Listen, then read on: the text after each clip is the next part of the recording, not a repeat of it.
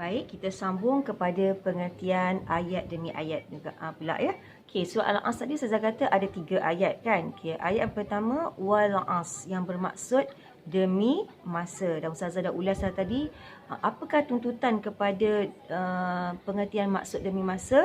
Allah menuntut kita supaya menguruskan masa dengan baik. Allah menuntut manusia menguruskan masa dia dengan baik. Okey. Baik, ayat yang kedua yang berbunyi innal insana lafi khus. Innal insana lafi khus.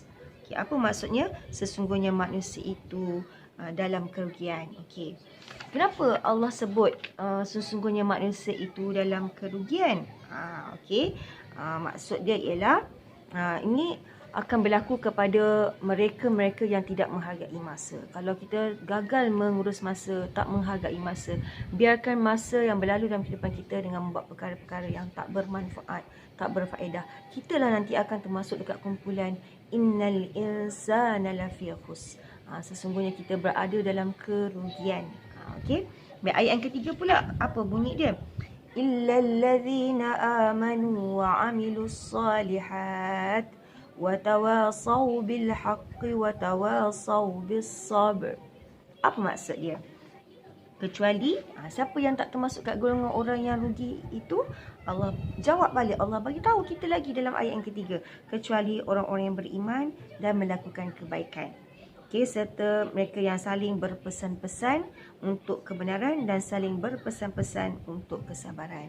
Kalau kita buat 3 benda ni, maka kita tidak akan tergolong dekat kumpulan innal insana lafi khus, kumpulan orang-orang yang dalam kerugian. Bagaimana cara dia? Allah sebut illal ladzina amanu, kecuali orang-orang yang beriman. Apa yang dia buat? Dia akan buat 3 benda.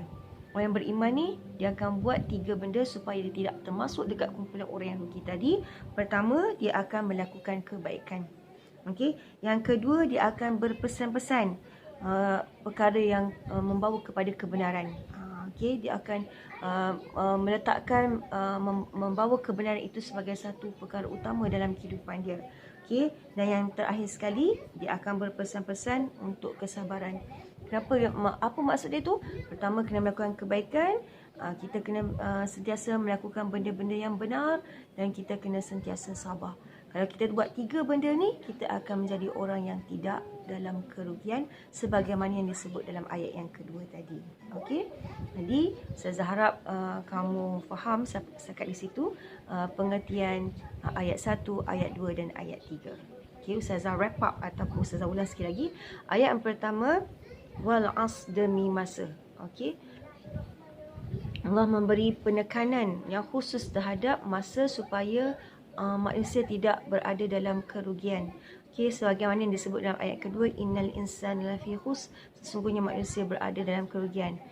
Kalau kita tak nak jadi orang yang kerugian, Allah bagi cara pula dekat dalam ayat yang ketiga, illal ladzina amanu wa amilus solihati wa tawasaw bil haqq wa tawasaw bis sabr. Orang yang tak rugi adalah orang-orang yang beriman. Orang yang beriman ni pula dia kena buat apa? Dia kena buat 3 perkara. 1, dia kena melakukan kebaikan. 2, sentiasa berada dalam kebenaran. Dan yang ketiga, sentiasa sabar. Jadi kalau kita buat 3 benda ni, maka kita akan memenuhi apa yang telah diingatkan dalam surah Al-As. Okey? Jumpa lagi.